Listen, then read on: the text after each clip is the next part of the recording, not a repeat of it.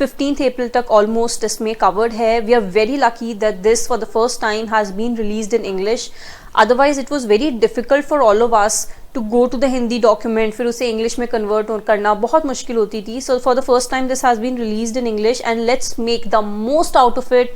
It is very very important for any PCS candidate जिसका अभी कोई भी PCS का एग्जाम है, उन सब के लिए ये बहुत इंपॉर्टेंट है. एंड स्पेसिफिकली UP PCS का भी एग्जाम है मई में. Very very important document for that. एकदम फैक्ट्स इसमें दे रखे हैं, क्रिस्प इन्फॉर्मेशन दे रखा है. And us in this channel, in this class PCS channel, हम बहुत जल्दी कोशिश करेंगे इसको कवर करने का. एक एक सेक्शन के मैं रोज़ आपको बना के दे दिया करूँगी इसमें वीडियोस. अभी आज जैसे हम पूरा नेशनल सेक्शन कवर करेंगे. So what you can do is you can listen to it 2 or 3 times. आप जब भी बोर हो गए हैं पढ़ते पढ़ते या बहुत टायर्ड हो गए हैं पढ़ते पढ़ते, because I know all of you must be studying very hard for the exam. तो आप वैसे वॉक करने जा रहे हैं या कुछ एक्सरसाइज कर रहे हैं, या in general when you are tired after the whole day, you can just lie on your bed, phone side में रख दीजिए, चला दीजिए, इसे सुनिए. 2-3 बार आप सुनेंगे, आपको पूरी अच्छे से ये लर्न हो जाएगा. बिल्कुल एकदम द इम्पॉर्टेंट चीज़ें बोलूँगी, एकदम आपके दिमाग में वो चीज़ें चली जाएंगी. And it is anyway said कि कोई सुनता है, when you hear someone saying something you remember that better. तभी तो हमारे लेक्चर्स वगैरह होते हैं, क्लास में पढ़ाया जाता है, वो याद रहता है. बिकॉज हम देख भी रहे हैं, हम सुन भी रहे हैं. तो सुनना बहुत अच्छा होता है हमें याद करने के लिए. इसलिए आप 2-3 बार इसे सुनिए, आपका पूरा कवर हो जाएगा. मैं बहुत जल्दी वीडियोस डालने की कोशिश करूंगी. एक एक सेक्शन कवर करेंगे रोज. So let's get started. First news is AAP gets national party status. अभी रिसेंटली बहुत सारी पॉलिटिकल पार्टीज को हटा दिया गया था नेशनल पार्टी के स्टेटस से, और बहुत सारी पार्टीज को इंक्लूड कर दिया गया है. जिनको विड्रॉ कर दिया गया है जिनका स्टेटस, वो है TMC, NCP, communist Party of India CPI, और आपको रिकॉग्नाइज कर दिया गया है नेशनल पार्टी के जैसे. ECI का जो डिसीजन था वो बेस्ड था 2014 और 2019 के लोकसभा पोल्स पे, साथ ही साथ में कुछ असेंबली पोल्स हुए थे सिंस 2014 उन पे, state assembly elections.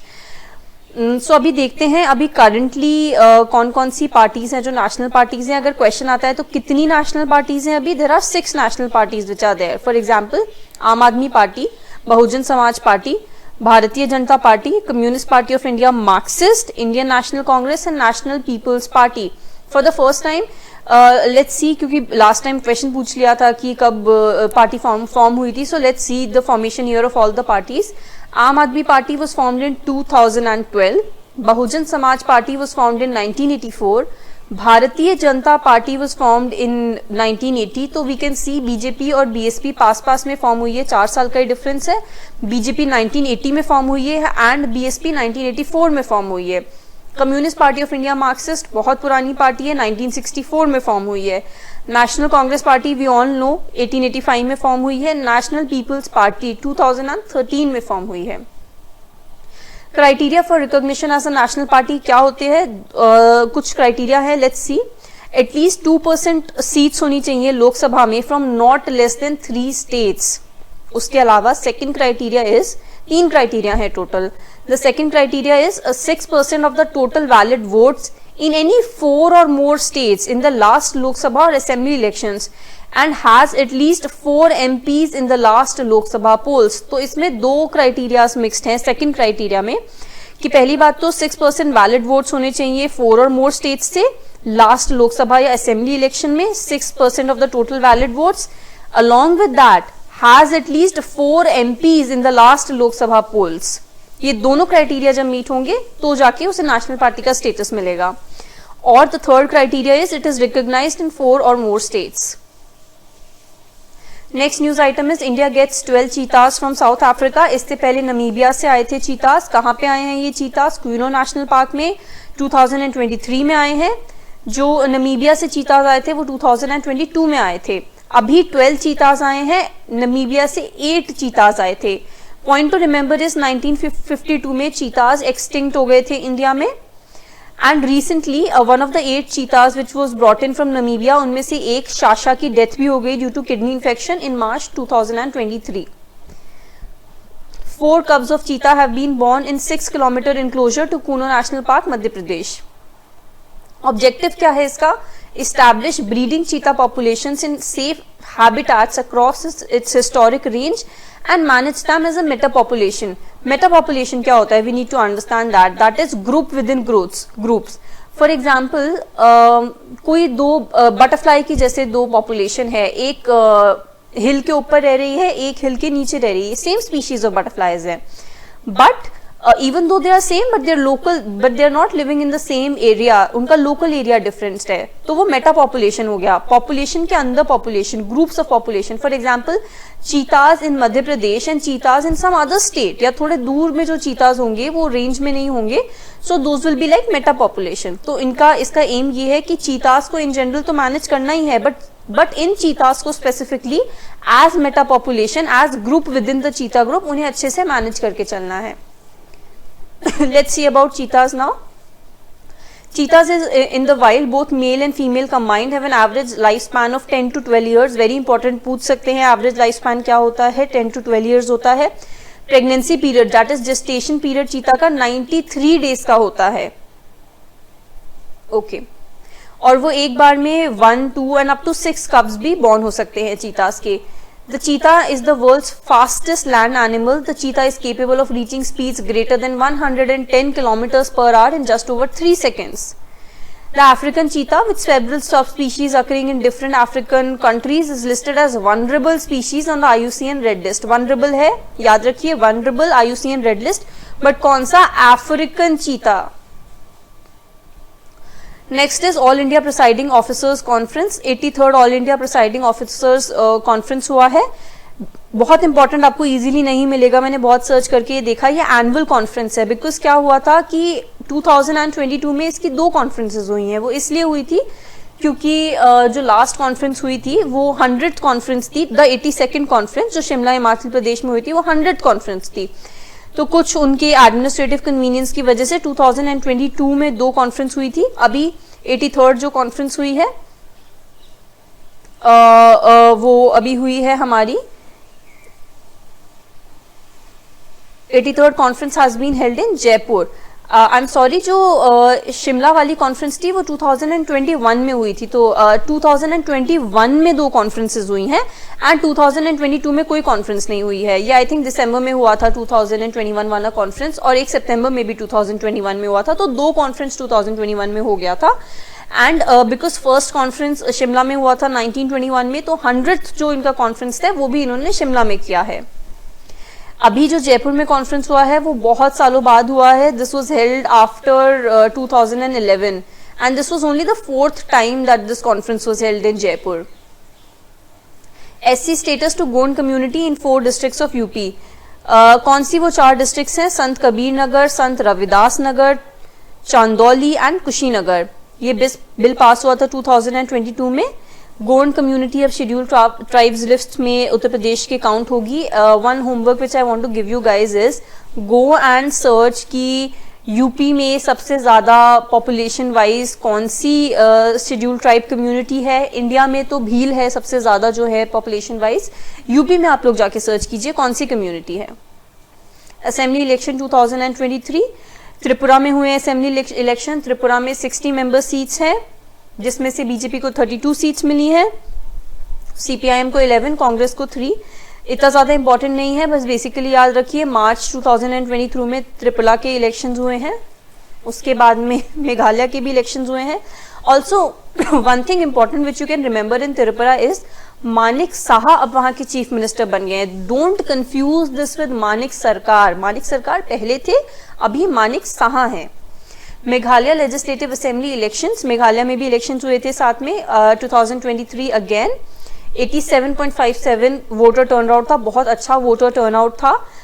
Voting actually 60 constituencies है, बट वन पार्लियामेंटेरियन डाइड, जो इलेक्शन में खड़े हुए थे उनकी डेथ हो गई थी, तो इसलिए 59 कॉन्स्टिट्यूएंसीज में इलेक्शन हुए थे. कांग्रेट सांगमा अब इनके सीएम है.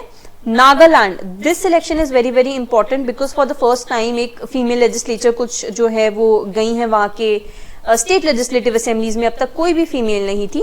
60 मेंबर की सीट होती है. अभी वहां पे पावर है वो एनडीपीपी और बीजेपी के अलायंस है, उन्होंने पावर रिटेन किया है. उन्होंने लॉ मेकर्स को इलेक्ट किया है। कौन है law maker? 2 law maker elect हुई हैं, एक तो वेस्टर्न अंगामी असेंबली सीट से और एक दीमापुर 3rd कॉन्स्टिट्यूएंसी से। क्रूसे एंड हेकानी जखालू, ये दोनों पार्लियामेंटेरियन सिलेक्ट हुए हैं, आप इनका नाम देख लीजिएगा। सलहोट्यूनोनो, कुर्से एंड हेकानी जखालू, याद रखिएगा। थोड़े से आपको नेम्स में स्पेलिंग देखनी है, आपको आइडेंटिफाई करना है। एक बार इनका नाम देख लीजिए, स्पेलिंग देख लीजिए, so that you are able to identify when this comes in the exam. Okay, Kerala becomes the first state to use robotic scavengers to clean manholes. This is very very important because we all know the havoc which is caused by manual scavenging. बहुत अच्छा, this is like a social entrepreneurship का ये initiative है, Kerala government ने launch किए हैं। ये है बैंडिकूट, इनका नाम है, जो सीवेजेस को क्लीन करते हैं। बैंडिकूट नाम याद रखिएगा। ऐसी पहली स्टेट बन गई है केरला जो रोबोटिक टेक्नोलॉजी यूज कर रही है मैनहोल्स को क्लीन करने के लिए।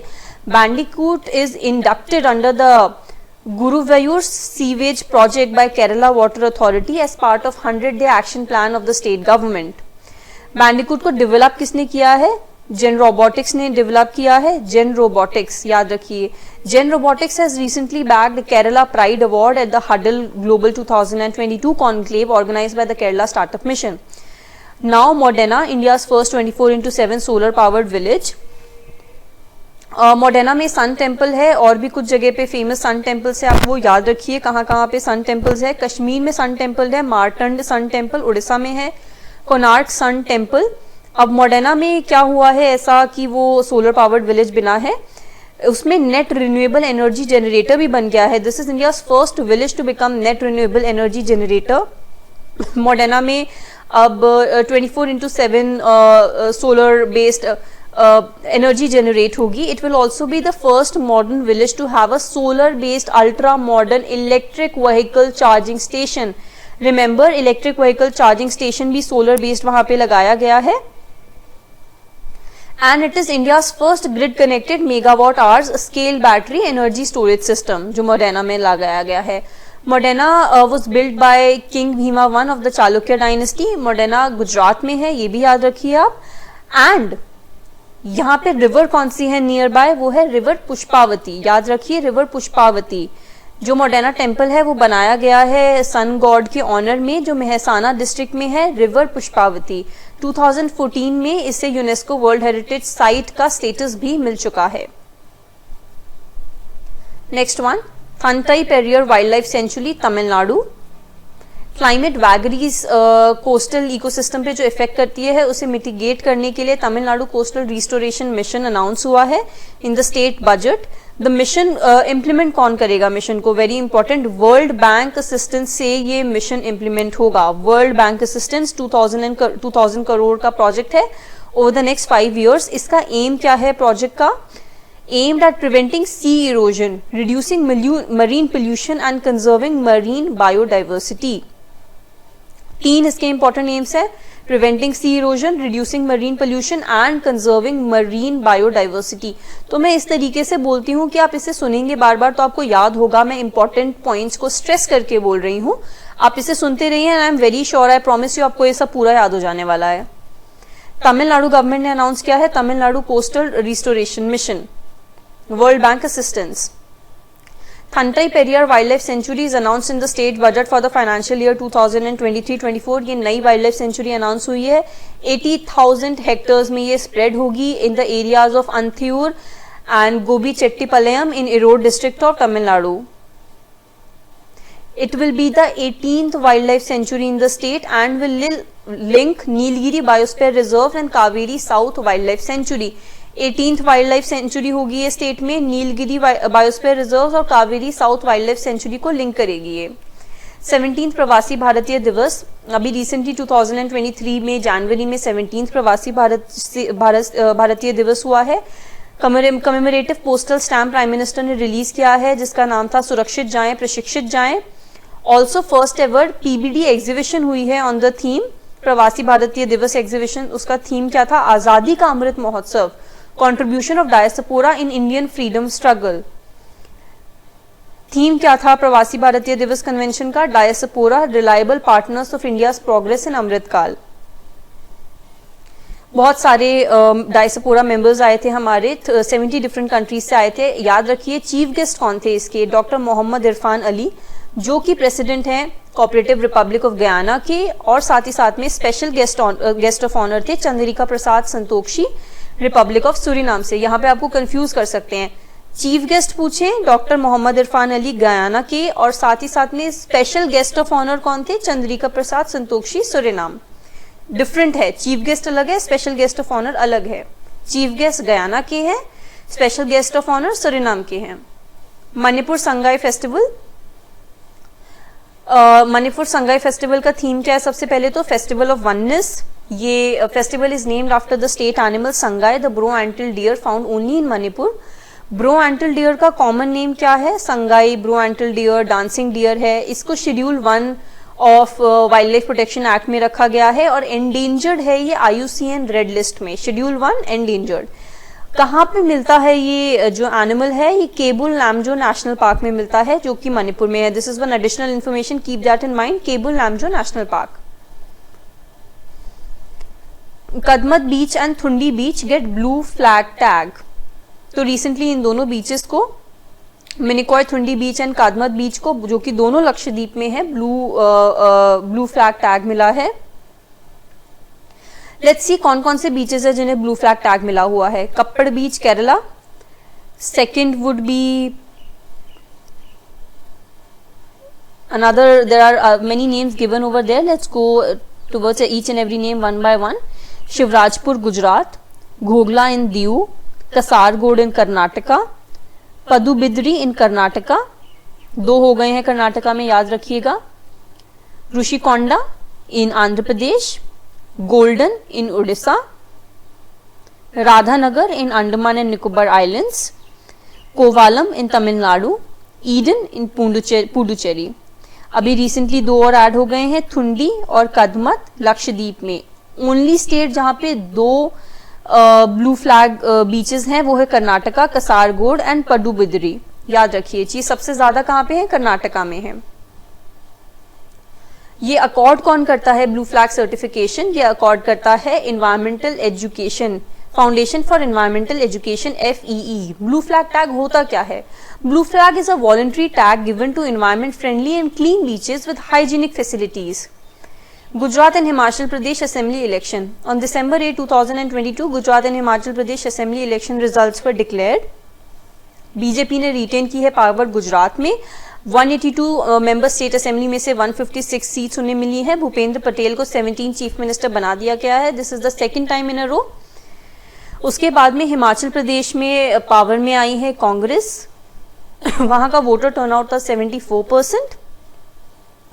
सुखविंदर सिंह सिक्कू वहां के चीफ मिनिस्टर बने हैं। This is the only thing you need to remember in this. President of India election 2022, very very important piece of information. Shrimati Draupadi Murmu हमारी 15th प्रेसिडेंट बन गई है। But remember, even though she is the 15th president, ये presidential election जो है ये 16th presidential election है। सोचने की बात है कि ये 15th प्रेसिडेंट है और लेकिन प्रेसिडेंशियल इलेक्शन 16th है, तो ऑब्वियसली एक कोई प्रेसिडेंट है वो 2 बार बना है। This is your homework, go and find out which was that president जो 2 बार प्रेसिडेंट इलेक्ट हुए हैं, विच वाज दैट पर्सन, उनका नेम देखिए आप जाके। This is your homework. Moving forward, Yashwant Sinha जो थे यूपीए कैंडिडेट थे, वो रनर अप थे। 15 जून टू 22 जुलाई में इलेक्शन हुए हैं। मोड ऑफ इलेक्शन क्या होता है? इलेक्टोरल कॉलेज कौन कौन कंप्राइज करता है? Elected members, very very important, याद रखिए आप लोग। Elected members of Rajya Sabha and Lok Sabha MPs जो हैं वो ही खाली इसमें पार्टिसिपेट कर सकते हैं। And elected members of legislative assemblies of state and union territories. Elected members Rajya Sabha, Lok Sabha and elected members of legislative assemblies of state and union territories. Article 55(3) of the Constitution provides that election shall be held in accordance with the system of proportional representation by means of single transferable vote, and the voting at such election shall be by secret ballot. To win, the candidate must secure 50% of the total votes cast plus 1. 16th vice presidential election भी हुए थे हमारे, and उसमें 14th जो हमारे vice president हैं वो बने हैं श्री जगजीत धनकर. He replaces Shri M. Venkaiah Naidu, whose term ended on 10th August 2022. We again see that he is the 14th Vice President of India, but the elections are 16th Vice Presidential elections. So again you have to find out कौन है वो जो बार बार दोबारे Vice President बने हैं. You go this and find this out. Also you can also look at इसमें से backward linkage ये होगा कि President बनने के लिए आपका क्या formula होता है जिससे एक वोट का वैल्यू डिराइव होता है. So you go back and you read the whole president chapter. आपका बहुत इंपॉर्टेंट है इस एग्जाम के लिए प्रेसिडेंट पढ़ना. Next information, CDS amended service rules of the army, navy and air force. एक नया नोटिफिकेशन रिलीज हुआ है CDS से रिलेटेड. सबसे पहले CDS देखते हैं क्या है. CDS अनाउंस किया था क्रिएशन ऑफ, प्राइम मिनिस्टर ने अनाउंस किया था creation of CDS on 15th August 2019. आप ये याद रखिए कब अनाउंस किया गया है. 15th August 2019 को अनाउंस किया गया है. कारण CDS हमारे लेफ्टिनेंट जनरल अनिल चौहान है. 24 दिसंबर 2019 को डिसीजन लिया गया CDS बनाने का, एंड फर्स्ट टाइम हमारे CDS बने थे बिपिन रावत 2020 में. CDS होता क्या है? CDS is the permanent chairman of the Chiefs of Staff Committee and acts as the principal military advisor to Raksha Mantri on all tri-services matter, so as to provide impartial advice to the political leadership. So earlier what used to happen was there used to be 3 chiefs and उनका combined एक advice नहीं मिल पाता था, तो उस combination, उसे combined advice के लिए हमारे CDS अपॉइंट हुए हैं. लास्ट CDS हमारे बिपिन रावत थे. उसके बाद में अभी जैसा मैंने आपको बताया लेफ्टिनेंट जनरल अनिल चौहान जो हमारे नए CDS बने हैं. अभी इंपॉर्टेंट पॉइंट क्या है, why is this in news. पहले only a serving officer was allowed to become CDS. Now even one who has retired is allowed to become CDS. An officer who is serving as lieutenant general or as an officer who has retired in the rank of lieutenant general or general but has not attained the age of 62 years बन सकते हैं CDS. 65 years तक CDS रह सकते हैं और appoint वो हो सकते हैं जिनको 62 की एज जिन्होंने अटेन नहीं की है.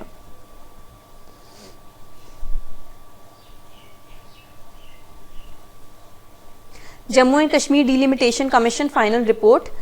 On May 5, 2022, Jammu and Kashmir Delimitation Commission submitted its final report. Delimitation Commission head कौन कर रहा था याद रखिएगा, जस्टिस रंजना प्रकाश देसाई. जस्टिस रंजना प्रकाश देसाई. अब इम्पोर्टेंट क्या है इसमें, सीट्स असेंबली की इंक्रीज हो गई है वहां पे 83 to 90 हो गई हैं. 43 जो है वो कॉन्स्टिट्यूएंसी की जो असेंबली कॉन्स्टिट्यूएंसीज हैं वो जम्मू कश्मीर में है. 47 कश्मीर रीजन के लिए रखी गई हैं. एक इंपॉर्टेंट होमवर्क मैं आपको देख रही हूँ, मैं थोड़ा थोड़ा आपको ऐसे होमवर्क देती रहती हूँ ताकि आप लोग भी एक्टिव रहें, आप लोग देखें दोबारा से, जब ये देखें तो आप वो पढ़ के आए तो आपको और अच्छा लगेगा ये सुनने में. डिलिमिटेशन का आर्टिकल क्या है वो देख लीजिएगा. India 33rd elephant reserve to come up in Uttar Pradesh. 33rd elephant reserve आएगा, उसका नाम है Terai elephant reserve. 3000 square feet में ये फैली हुई होगी, square kilometres, 3000 square kilometres Terai elephant reserve. Dudhwa Pilibhit region में होंगी उत्तर प्रदेश की. दुधवा पीलीभीत रीजन, इसमें कंजर्व करेंगे 4 wild animals, tiger, Asian elephant, swamp deer, one horn rhinoceros. पूरे लैंडस्केप में इन सबको कंजर्व किया जाएगा. प्रोजेक्ट एलिफेंट जो था वो 1992 में शुरू हुआ है, याद रखिए 1992. Just an additional information, project tiger 1973 में स्टार्ट हुआ है, जिम कॉर्बेट से स्टार्ट हुआ था. ये प्रोजेक्ट एलिफेंट 1992 में शुरू हुआ था. सेंट्रली स्पॉन्सर्ड स्कीम थी एलिफेंट को प्रोटेक्ट करने के लिए, उनके हैबिटेट और कॉरिडोर्स को भी देखने के लिए. Karnataka has the highest number of elephants followed by Assam and Kerala, जो कि एलिफेंट सेंसस में हमें पता लगा था 2017 में. बहुत बड़ा जेस्टेशन पीरियड होता है एलिफेंट का, चेक कीजिएगा what is the gestation period of an elephant. National schemes and initiative, Sagar Manthan. Union Minister of Post, Shipping and Waterways and Ayush Shri Sarbanda Sonowal virtually launched the real-time performance monitoring dashboard of Sagar Manthan. ये सागर मंथन क्या है? Digital platform है having all the integrated data related to ministry and other subsidiaries. Sagar Manthan के dashboard में क्या क्या features होंगे? Data visualisation, real time monitoring, improve communication, data driven decision making, increase accountability. क्या है ये? Integrated data related to the ministry and other subsidiaries, Sagar Manthan. Next piece of information, Namami Gange initiative. United nation ने recognise किया है Namami Gange initiative को to rejuvenate India's sacred river Ganga as one of the top 10 world restoration flagships to receive the natural to revive the natural world. This is a very prestigious honor which has been given by the UN to India, top 10 world restoration flagships to revive the natural world. United nation की तरफ से दिया गया है, Namami Gange initiative को दिया गया है, awarded as one of the top 10 world restoration flagships to revive the natural world. मैं बार बार रिपीट करती हूँ इंपॉर्टेंट चीजों को ताकि आपके एकदम फिट हो जाए वो दिमाग में कि क्या क्या इंपॉर्टेंट इंफॉर्मेशन है, so that you are very very thorough with all information. कहां पे दिया गया था ये award? 15th conference of parties to the convention on biodiversity in Montreal, Canada. Namami Gange program, it is an integrated conservation mission approved as flagship program by the Union government in June 2014 with the budget outlay of rupees 20,000 crore. It aims to accomplish the twin objectives of effective abatement of pollution, conservation and regeneration of river Ganga. 20,000 crore का ये initiative है। इसका aim क्या है? Twin objective है, effective abatement of pollution and conservation and regeneration of national river Ganga. NTPC starts India's first green hydrogen blending operation. NTPC ने start किया है, कहां पे स्टार्ट किया है? सूरत, गुजरात में। जॉइंट इनिशिएटिव है एनटीपीसी और गुजरात गैस लिमिटेड का।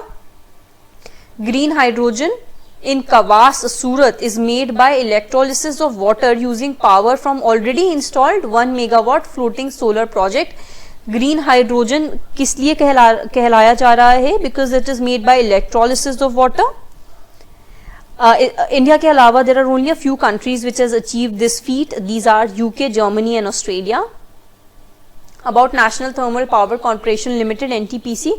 NTPC is India's largest power utility with an installed capacity of 71,000 megawatts. Plans to become a 130 gigawatt company by 2032. Remember, सबसे largest India की largest power utility company है NTPC and it was established in 1975. Green hydrogen, Kawas, Surat, Gujarat, one of the only few countries to achieve this feat. Smart program. Smart का full form क्या है? Scope for mainstreaming Ayurveda research in teaching professionals programme.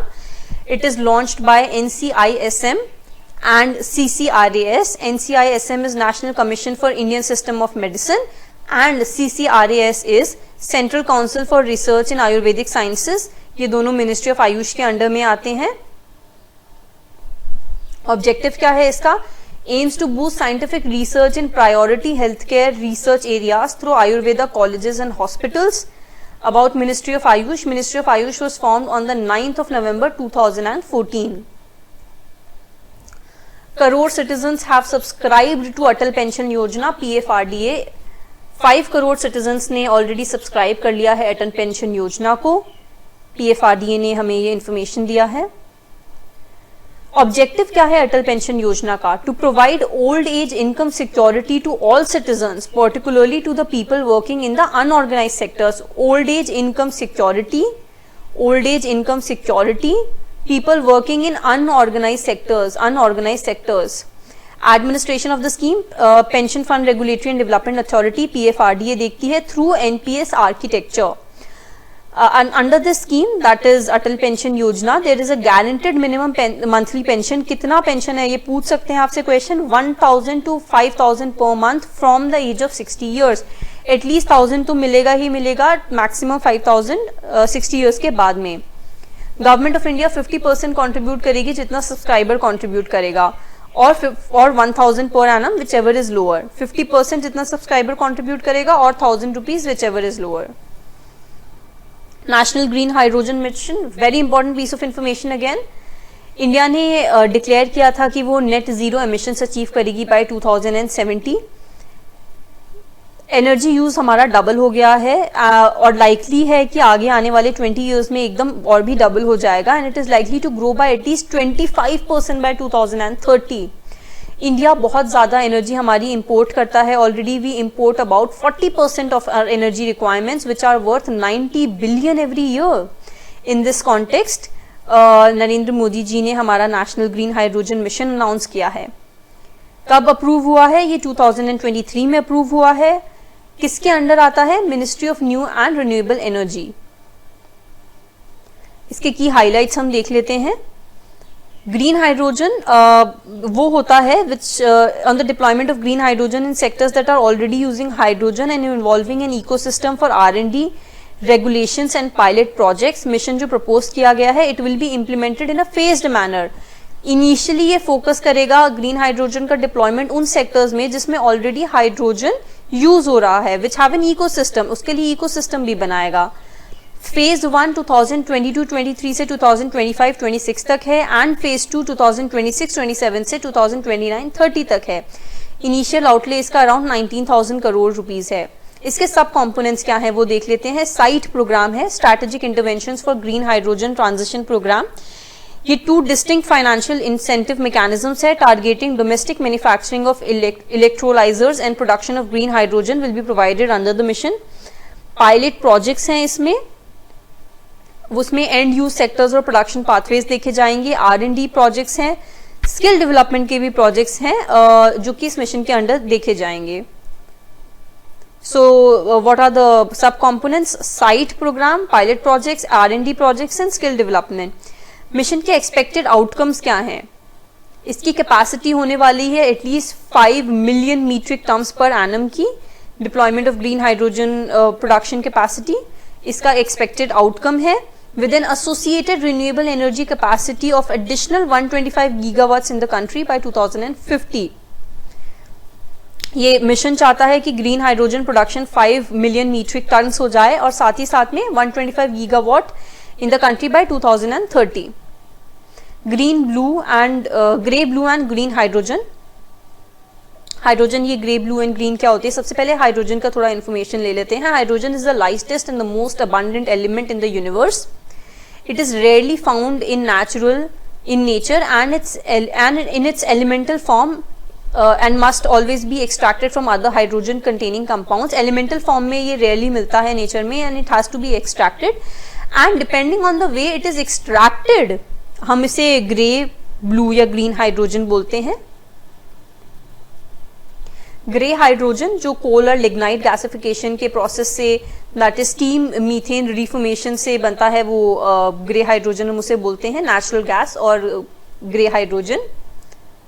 Blue hydrogen क्या होता है? Coal gasification combined with carbon capture storage और carbon capture use technologies to reduce carbon emissions. ये natural gas या coal gasification के form से बनता है, वो ब्लू हाइड्रोजन होता है. Green hydrogen is which is produce using electrolysis of water with electricity generated by renewable energy, that is green hydrogen. In 2020 India का hydrogen demand stood at 6 million tons per year. Remember, gray hydrogen, coal और lignite gasification, blue hydrogen, natural gas और coal gasification, and green hydrogen electrolysis of water. Gray and blue में थोड़ा याद रखिएगा, gray में steam methane reformation process है and blue में carbon capture storage और carbon capture use है.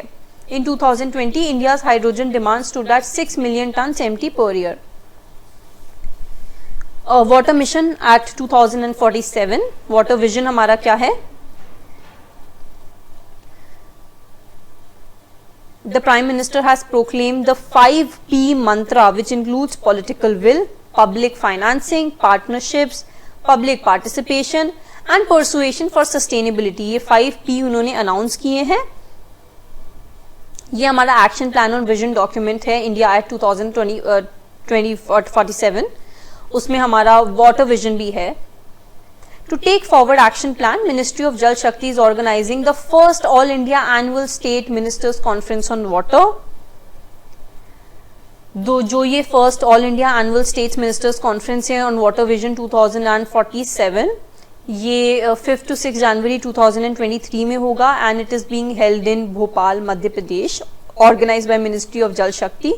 ऑब्जेक्टिव क्या है इसका? It is to deliberate on water vision for India for the next 25 years, that is till 2047 as part of the larger plan of India at 2047.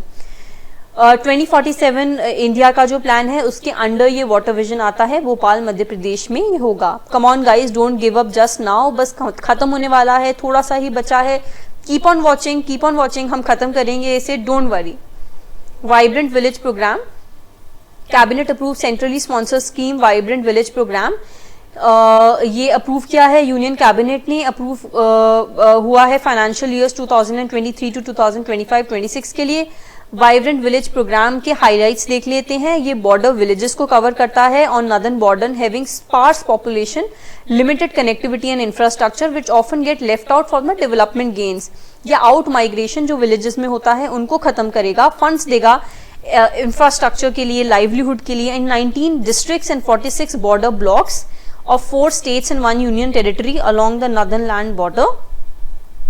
First phase में 663 villages को देखा जाएगा. District administration help करेगा इसमें ग्राम पंचायत को. 100% saturation of central and state schemes will be ensured. Next is country's first waste to hydrogen plant Pune में settle हुआ है. Setup by sustainability solution provider the green billions limited, TGBL. Project cost है 430 crore. Key facts क्या है? Sustainability solutions provide करेगा TGBL, which has entered into a 30-year long agreement with Pune Municipal Corporation. TGBL along with Pune Municipal Corporation 350 tons of solid garbage को ये treat करेगा by next year. Plan क्या है इनका? Produce करने का plan है 10 tons of hydrogen daily from 350 tons of solid waste. ये फर्स्ट अटेम्प्ट है इंडिया में एक्सट्रैक्ट करना हाइड्रोजन को वेस्ट से. नवंबर 2023 तक ये इंस्टॉल हो जाएगा and the target to complete the entire plan is by November 2024. पहला फर्स्ट टन रिएक्टर नवंबर 2023 तक लग जाएगा. हाइड्रोजन बनाना वेस्ट से Pune. Remember, hydrogen from waste Pune. TGBL, first waste to hydrogen plant Pune, waste to hydrogen plant. Hallmark unique identification number HUID. Bureau of Indian standards ने prohibit कर दिया है prohibited the sale of hallmark gold jewellery और gold artefacts without 6 digit alphanumeric hallmark unique identification number after 31 March 2023. बिना identification number के, unique identification number के hallmark jewellery sale नहीं हो पाएगी आफ्टर 31 March 2023. आज तक the old hallmark jewelry with 4 marks without HUID was also permitted to be sold by the jewelers along with 6 digit HUID mark. पर अब ऐसा नहीं है. अब 6 digit हमें आइडेंटिफिकेशन नंबर चाहिए होगा.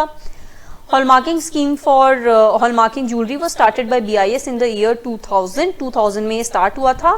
बट ये 6 digit जो यूनिक आइडेंटिफिकेशन नंबर है वो ओनली 2021 से स्टार्ट हुआ है. After introduction of HUID, hallmark consist of 3 mark with that is BIS logo, purity of the article and 6 digit alphanumeric HUID. सबका यूनिक नंबर होता है obviously which is traceable. Let's see what is Bureau of Indian Standards. Bureau of Indian Standards established हुआ था 2016 में for the harmonious development of the activities of standardization, marking and quality certification of goods and for matters connected therewith or incidental thereto. 2016 में शुरू हुआ था for standardisation and marking of quality certification.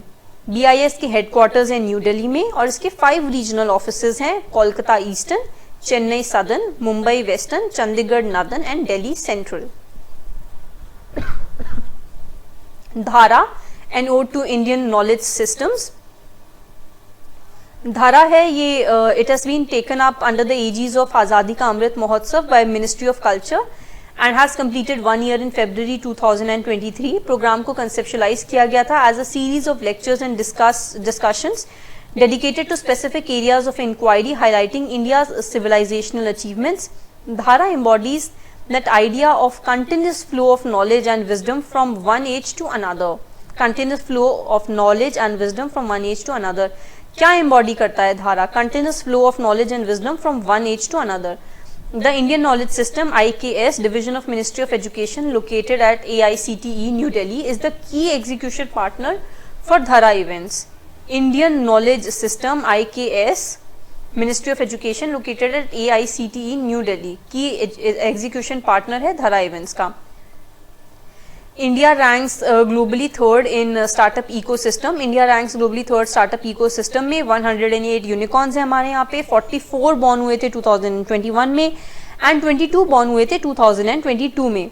Unicorn क्या होता है? Unicorn वो company होती है जिसका वैल्यूएशन ओवर $1 बिलियन हो जाता है. Okay. India has emerged as the third largest ecosystem for startups globally with over 84,000 DPIIT recognized startups across 640 districts of the country. 84,000 government recognized startups हैं. Third largest ecosystem for startups globally India बन गया है. Now let's quickly look at the Ramsar sites in India. अभी recently कुछ Ramsar sites add हुई हैं. 11 more wetlands add हुए हैं. कहाँ पे वेटलैंड्स ऐड हुए हैं? तमिलनाडु में 4 वेटलैंड्स ऐड हुए हैं, उड़ीसा में 3 हुए हैं, जम्मू कश्मीर में 2 हुए हैं, 1 वेटलैंड ऐड हुआ है मध्य प्रदेश में और महाराष्ट्र में. पहली बार 2 वेटलैंड्स ऐड हुए हैं जो कि फॉर द फर्स्ट टाइम उस स्टेट में ऐड हुए हैं. कर्नाटका में पहली बार एक वेटलैंड ऐड हुआ है, गोवा में पहली बार एक वेटलैंड ऐड हुआ है. Will look at those names. सबसे लार्जेस्ट वेटलैंड कौन सा है रामसर कन्वेंशन के अंडर इंडिया में? वो है सुंदरबंस वेस्ट बंगाल में. स्मॉलेस्ट है रेणुका हिमाचल प्रदेश में. पहला वेटलैंड कौन सा था जो ऐड हुआ था रामसर कन्वेंशन में? ये चिलिका लेक था एंड केलादेव नेशनल पार्क था राजस्थान में 1981 में. Chilika lake and Keoladeo national park 1981 में, ये दोनों सबसे पहले वेटलैंड्स ऐड हुए थे. India is one of the contracting parties to Ramsar convention जो कि साइन हुआ था 1971 में. और convention entered into force in India on 1 February 1982. India में कब फोर्स में आई? वो 1982 में आई थी. गुजरात में सबसे ज्यादा एरिया है वेटलैंड्स का, followed by Andhra Pradesh, Uttar Pradesh and West Bengal. Uttar Pradesh 3rd number पे आता है, गुजरात 1st नंबर पे आता है. बाकी क्या फैक्ट्स हैं? सबसे ज्यादा रामसर साइट्स हैं यूके में 175, फिर मेक्सिको में 144. बोलीविया में लार्जेस्ट एरिया है रामसर साइट्स का, बोलीविया में, याद रखिएगा. बाकी Canada, Chad, Congo, Russian federation, इन सब में 100,000 स्क्वायर किलोमीटर से बड़ा एरिया है रामसर साइट्स का. ये कुछ रामसर साइट्स की लिस्ट दे रखी है. हम देख लेते हैं सबसे पहले गोवा में कौन सा ऐड हुआ है, क्योंकि पहली बार उस स्टेट में कोई वेटलैंड ऐड हुआ है. That is Nanda lake. Karnataka में ऐड हुआ है Ranganathittu bird sanctuary. Ranganathittu bird sanctuary. Launch of 5G services in India. 5G services India mobile congress में उन्होंने लॉन्च किया है. नरेंद्र मोदी जी ने 5G सर्विसेज लॉन्च किया है. 5G सर्विसेज में लेटेंसी पीरियड कम है, 10 मिली सेकेंड्स होता था, अब है 5G सर्विसेज में 50 मिली सेकेंड्स होता था 4G में, और अब 5G में 10 मिली सेकेंड्स हो गया है. ये 3 बैंड्स ऑफ स्पेक्ट्रम में काम करता है. 2017 में प्रोफेसर AJ पॉलराज के अंडर गवर्नमेंट ने हाई लेवल फोरम स्टैब्लिश किया था फॉर रोलिंग आउट 5G. इस बार इंडिया मोबाइल कांग्रेस का थीम था new digital universe. It is the largest, the event act as the largest TMT forum in Asia. Telecom and telecommunication forum इसे बोलते हैं. It is jointly organised by, कौन organise करता है? Government's telecom department and cellular operation association of India. Telecom department, cellular operation association of India. 5G conference. 5G कहाँ पे, ये कौन सी कॉन्फ्रेंस में 5G लॉन्च हुआ है हमें याद रखना है? India mobile Congress. Inspire scheme. Inspire national level exhibition and project competition. NLEPC ने inspire awards of inspire awards ये उन्होंने लॉन्च किया है.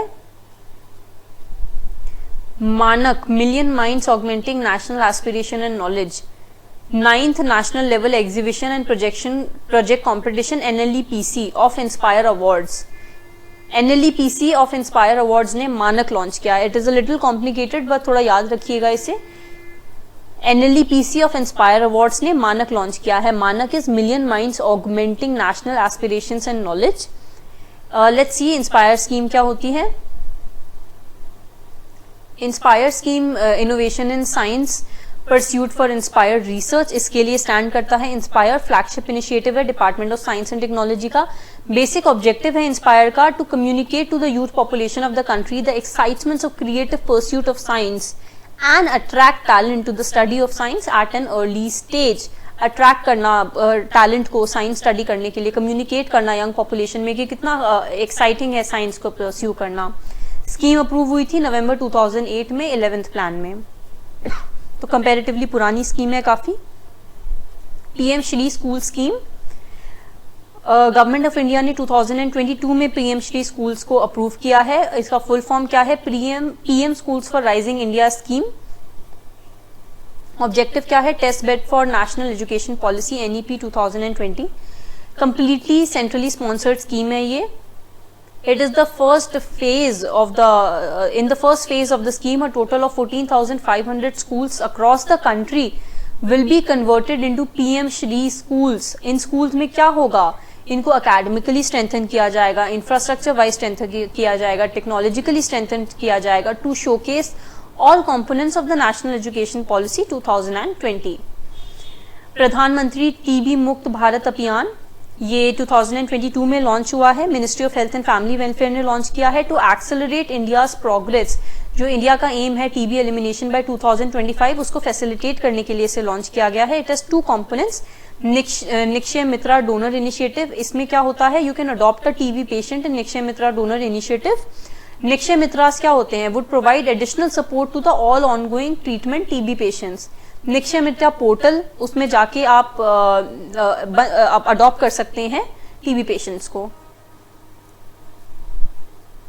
निक्षय मित्रा डोनर इनिशिएटिव को अडॉप्ट टीबी पेशेंट भी, निक्षय मित्रास भी बोलते हैं।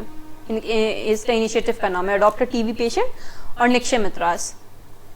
अग्निपथ डिफेंस पॉलिसी रिफॉर्म 2022 में अग्निपथ को अप्रूव किया गया था for recruiting soldiers in the army. Confuse कर सकते हैं आपको बोल के कि सिर्फ आर्मी में है, पर आर्मी, नेवी, एयरफोर्स तीनों में है, याद रखिएगा। This will be the only mode of recruitment of other ranks in the armed forces. Agnipath scheme में 45,000 to 50,000 सोल्जर्स को रिक्रूट किया जाएगा एनुअली, और वो डिस्चार्ज किया जाएगा उन्हें 4 इयर्स की स्कीम के बाद में। 4 इयर्स के बाद में 25% को परमानेंट कमीशन ग्रांट किया जाएगा। बाकी लोगों को सेवा निधि पैकेज दिया जाएगा 11 लाख का, ताकि वो बाकी जगह पे एम्प्लॉयमेंट देख सके। Agniveer after their discharge will not be eligible for any pension, gratuity and other facilities being offered to regular recruits. Next information, national conference on project Mausam. Archaeological survey of India ने 2-day नेशनल कॉन्फ्रेंस लॉन्च किया Indian habitat centre में on project Mausam. Theme था conference का Jaladhi पुरायात्रा,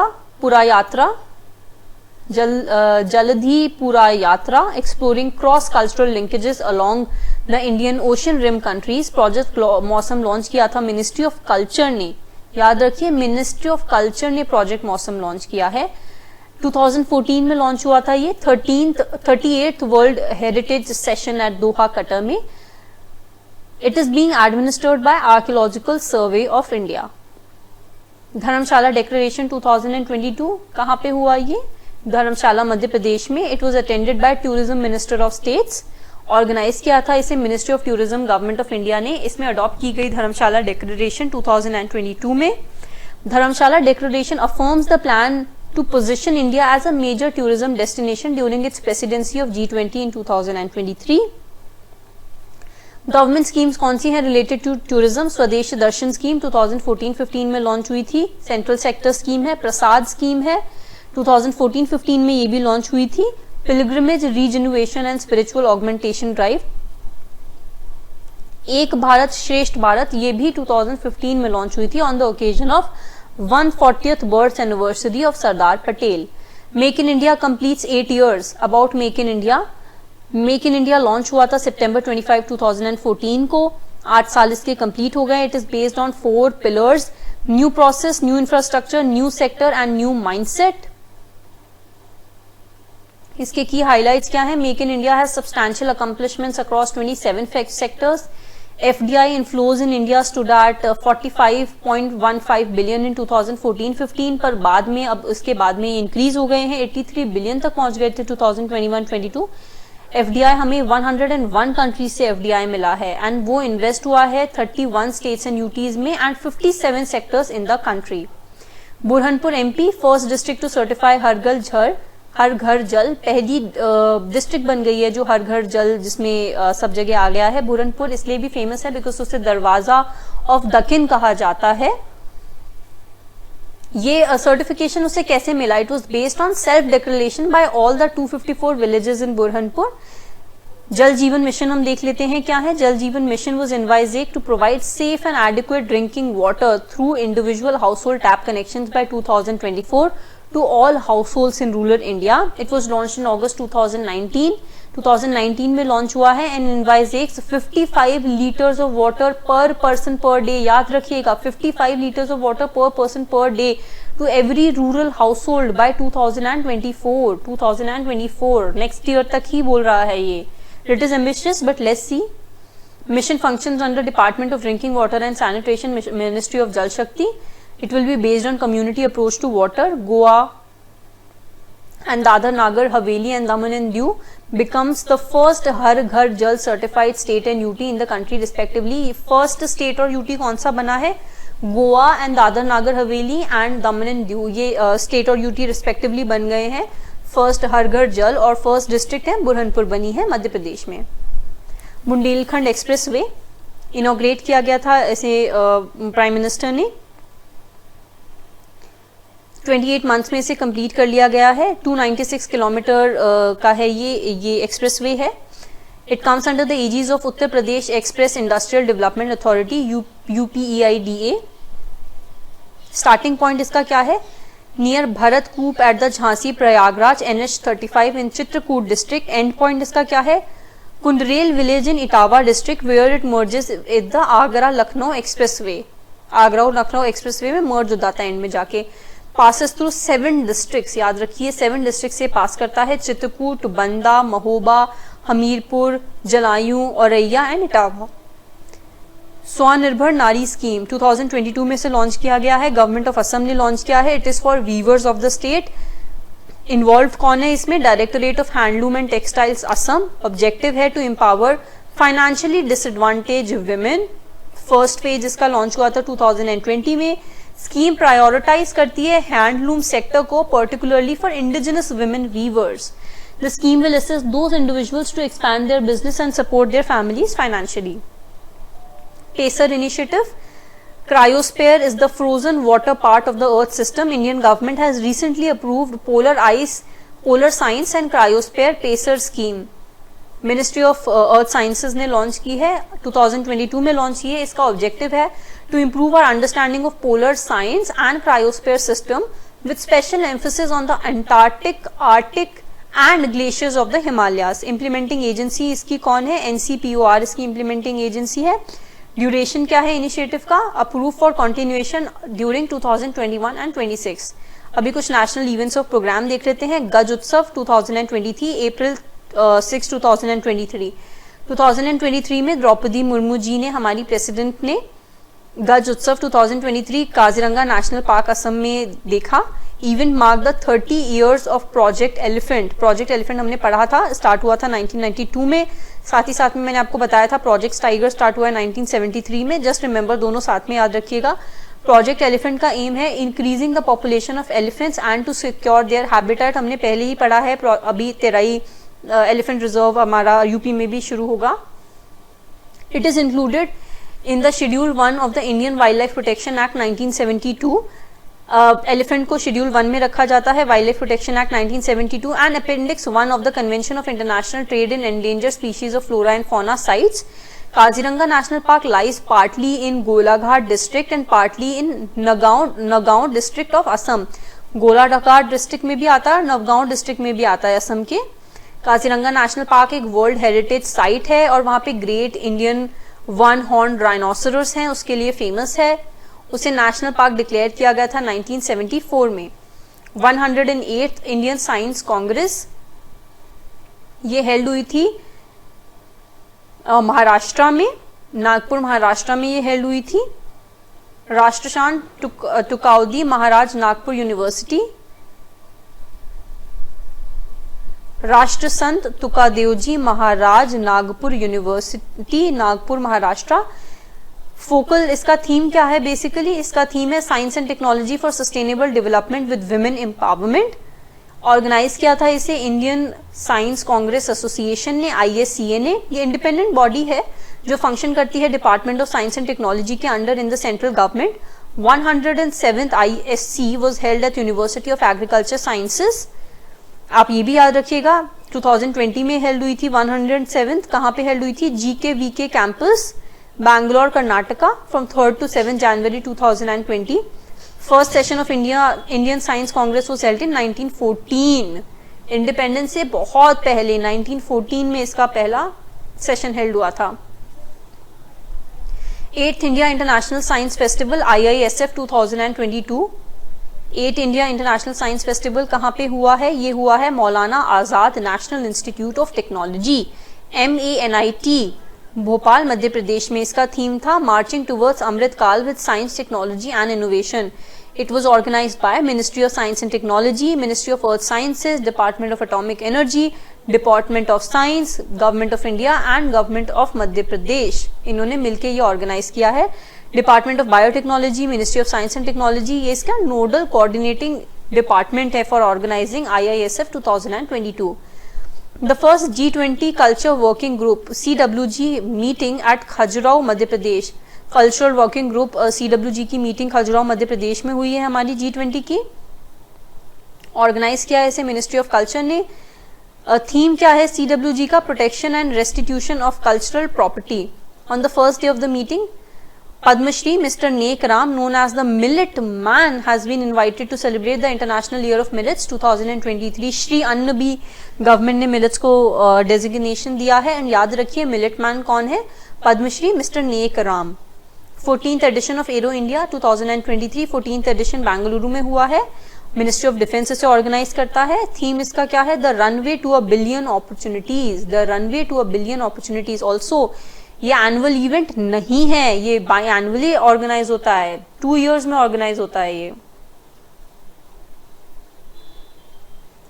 event. Aims to promote export of indigenous air platforms like light combat aircraft, Dornier या फिर LCH या फिर advance light helicopter. हमारे इंडिजिनस जो डिफेंस इक्विपमेंट्स हैं उनको हम एक्सपोर्ट करें, ये इसका एम होता है। Second international conference of use of technology and elections integrity ECI ने कॉन्फ्रेंस लॉन्च की है। ये एक cohort, first international conference of the cohort, ये पूरा कोहर्ट उन्होंने बना लिया है। ऐसी और भी कॉन्फ्रेंसेस वो करेगा। इसका टॉपिक था role, framework and capacity of election management bodies, जो फर्स्ट इंटरनेशनल कॉन्फ्रेंस थी। और अब सेकेंड कॉन्फ्रेंस थी, उसका थीम था use of technology and integrity, use of technology and integrity. First जो थी इंटरनेशनल कॉन्फ्रेंस कोहर्ट की, ECI बेसिकली एक कोहर्ट लीड कर रहा है on elections integrity, which was established as a follow up to the summit for democracy जो 2021 में हुई थी। थोड़ा सा ये कॉम्प्लिकेटेड पीस ऑफ इंफॉर्मेशन है। एक समिट फॉर डेमोक्रेसी हुई थी 2021 में, उसका एक उसमें बेसिकली उसमें कोहर्ट एक वो लीड कर रहा है उसमें इलेक्शन इंटेग्रिटी में। पहला उसमें कॉन्फ्रेंस हुआ था role, framework and capacity of election management bodies, जो कि 2022 में हुआ था। अब दूसरा कॉन्फ्रेंस हुआ है जिसका नाम है use of technology and elections integrity, new Delhi में हुआ है। सेकेंड समिट जो थी for democracy held on 29 to 30 March 2023, co-host इसे किया था किसने? कोस्टा रिका ने, Republic of Korea, Netherlands, Zambia and US. Second Indian rice conference, president of India ने इनॉग्रेट की है सेकेंड इंडियन राइस कॉन्फ्रेंस। कहाँ पे हुई थी ये? ICAR, national rice research institute, NRRI, Cuttack, Orissa. Organise किया था इसे association of rice research workers, ARRW, Cuttack. Theme क्या है इसकी? Transforming rice research, recent scientific developments and global food crisis about national rice research institute, NRRI। Central rice research institute was establish on April 23, 1964 at Vidyadharpur, Cuttack, Orissa. Vidyadharpur, Cuttack, Orissa, वहां पे ये central rice research institute establish हुआ था 1946 में। फिर 1966 में इसका एडमिनिस्ट्रेटिव कंसोल ICAR के पास चला गया था और इस इंस्टीट्यूट को रीनेम कर दिया गया था ICAR, national rice research institute, NRRI, 2015 में।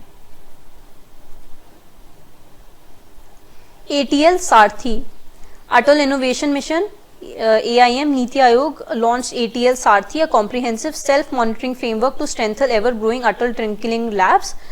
अटल टिंकरिंग लैब्स को स्ट्रेंथन करने के लिए ATL सारथी लॉन्च किया गया है. अटल टिंकरिंग लैब सारथी नीति आयोग का इनिशिएटिव है और अटल इनोवेशन मिशन आप याद रखिएगा.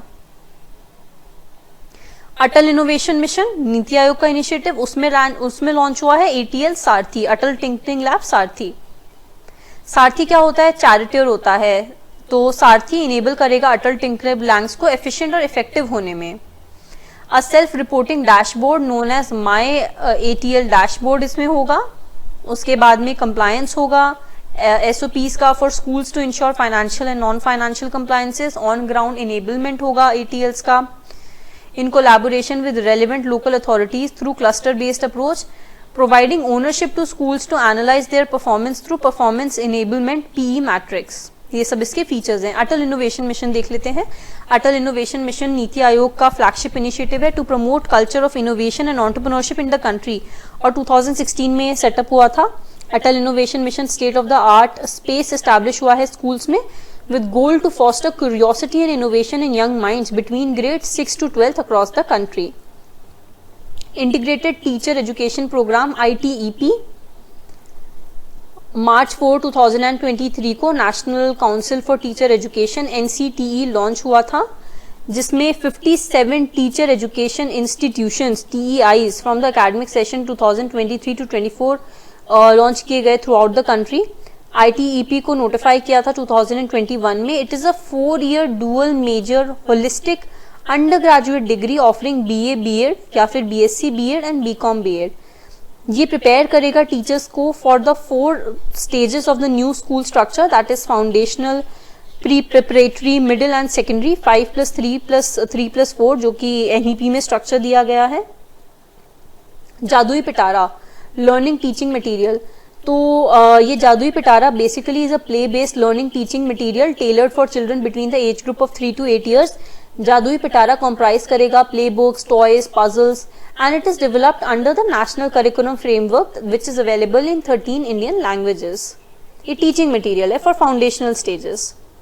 अखिल भारतीय शिक्षा समागम इन वाराणसी मिनिस्ट्री ऑफ एजुकेशन ने ऑर्गेनाइज किया है ये about the higher education summit. Ministry of Education associated with in association with UGC and BHU. Ministry of Education, UGC, BHU organise किया है Rudraksh international convention centre Varanasi में. पर्पस है इसका discussion on new education policy NEP 2020. Related information, क्योंकि वाराणसी की बात हुई है तो तमिल संगम वहां पे लॉन्च हुआ था आजादी का अमृत महोत्सव ने to uphold the spirit of Ek Bharat श्रेष्ठ भारत, जिसमें मंथ लॉन्ग काशी तमिल समागम लॉन्च हुआ है वाराणसी उत्तर प्रदेश में, जहां पे लोग आपस में गए हैं एंड उनका हिस्टोरिकल लिंक है, उसके बारे में बात हुई है. Legislative assembly elections in 5 states कहाँ पे हुए हैं? उत्तर प्रदेश, उत्तराखंड, पंजाब, गोवा एंड मणिपुर. उत्तर प्रदेश से रिलेटेड हम इंफॉर्मेशन देख लेते हैं. 18th असेंबली इलेक्शन थे, 7 phases में हुए हैं. Uttar Pradesh 80 parliamentary constituencies provide करता है और 403 यहाँ पे लेजिस्लेटिव असेंबली कॉन्स्टिट्यूएंसीज हैं. रिजर्व सीट SC के लिए 84 है, ST के लिए 2 हैं. भारतीय जनता पार्टी है, उसने अपने एलाइज के साथ में 273 सीट्स जीते हैं और अकेले ने भी बीजेपी ने 225 सीट्स जीते हैं. 2022 इलेक्शन में द टोटल वोटर टर्नआउट जो था वो 60.8% था. अमरोहा डिस्ट्रिक्ट में वोटिंग परसेंटेज सबसे ज्यादा रहा, वहां पे वुमेन ने मेन से ज्यादा वोट किया है. इनफैक्ट पंजाब में आम आदमी पार्टी जीती थी, 92 सीट्स जीती थी, 117 मेंबर स्टेट असेंबली में. भगवत मान वहां के चीफ मिनिस्टर बने हैं. उत्तराखंड में भारतीय जनता पार्टी जीती है, सुखविंदर सिंह सुक्खू बने हैं वहां के chief minister. Sorry, Pushkar Singh Dhami वहां के चीफ मिनिस्टर बने हैं. गोवा में 79.61% वोटर टर्नआउट हुआ है. गोवा लेजिस्लेटिव असेंबली में 40 कॉन्स्टिट्यूएंसीज है, सिर्फ एक कॉन्स्टिट्यूएंसी रिजर्व है शेड्यूल कास्ट के लिए. बीजेपी वहां पे भी जीती है, 20 असेंबली सीट्स उन्होंने वहां पे जीती हैं. 21 रिक्वायर होता है मेजोरिटी के लिए, क्लियर मेजोरिटी के लिए. महाकाल लोक प्रोजेक्ट कहाँ पे है? यह महाकालेश्वर टेम्पल उज्जैन में है. 2022 में, अक्टूबर 2022 में इनॉग्रेट हुआ था। इसका एम है डीकंजस्ट करना एरिया में, क्योंकि वहां का फुटफॉल एक्सपेक्ट हो रहा है धीरे धीरे और बढ़ेगा ही, कम नहीं होने वाला है। महाकाल पाथ है, तो महाकाल पाथ में 108 स्तंभ पिलर्स हैं जो कि डिपिक्ट करते हैं आनंद तांडव स्वरूप, dance form of Lord Shiva को। 12th edition of Defence Expo with an aim to give impetus to the defense sector, India's biggest defense exhibition Defence Expo 2022 में गांधीनगर गुजरात में हुआ है। 12th Defence Expo है, बाइनियल इवेंट है ये। थीम इसका है path to pride, path to pride. 2022 में ये लखनऊ में हुआ था। फॉर द फर्स्ट टाइम ये 4 वेन्यू इवेंट हुआ है। Invest for defence first ever, पहली बार में ये इवेंट हुआ है। इसमें सेकेंड एडिशन, साथ साथ में इसके एक्सपो के साथ में second edition of India African defence dialogue भी इसके साइडलाइंस में हुआ है। And Indian ocean region plus IOR plus conclave भी इसके साथ साथ में हुई है। India's first dark sky reserve at the end of 2022, India got its first dark sky reserve Hanle Ladakh में हुई है। ये department of science and technology ने इसे सेटअप किया है। It is located within Changthang wildlife century.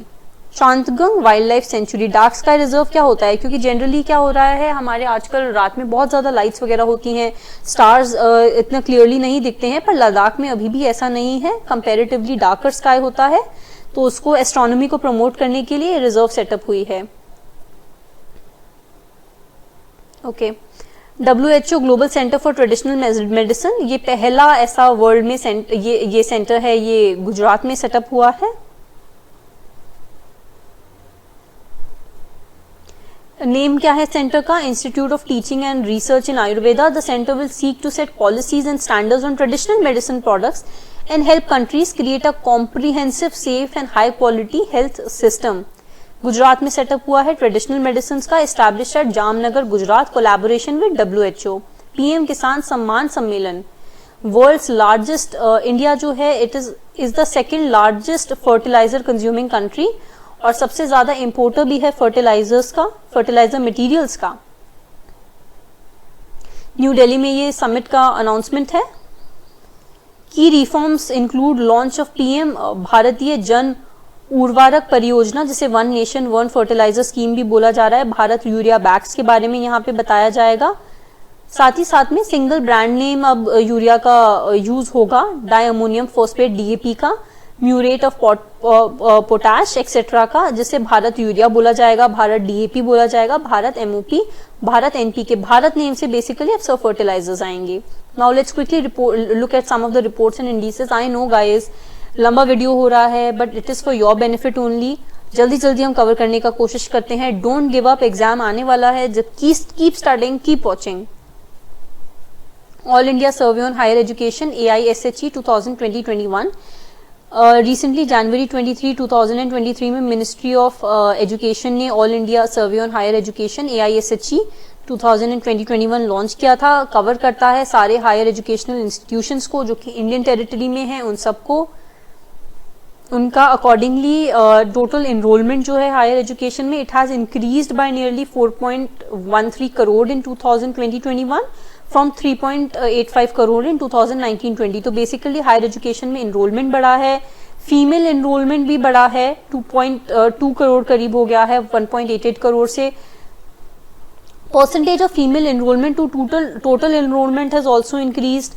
As per 2011 population projections for 18 to 23 years age group, gross enrollment ratio GER has increased to 27.3 from 25.6 in 2019-20. Gross enrollment ratio भी increase हो गया है हमारा 2011 population projections के लिए accordingly for 18 to 23 years age group. 27.3 हो गया है 25.6 के कंपेरेटिवली, विच वॉज इन 2019-20।